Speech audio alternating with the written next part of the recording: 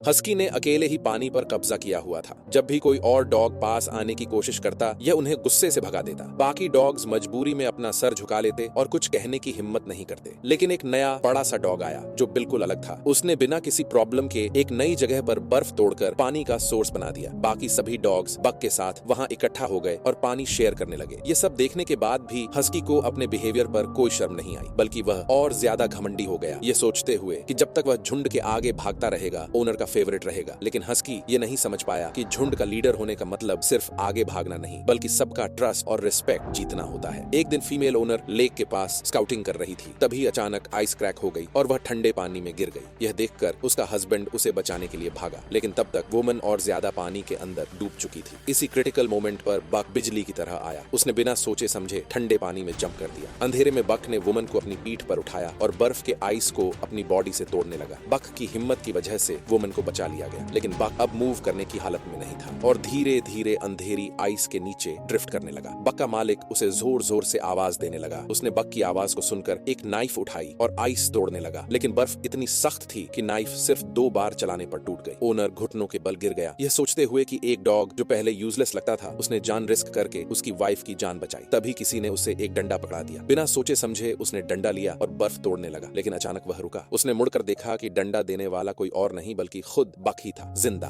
बक और ओनर के बीच की बॉन्डिंग को देखते हुए हस्की इतना गुस्से में था कि उसके कान तक टेढ़े हो गए।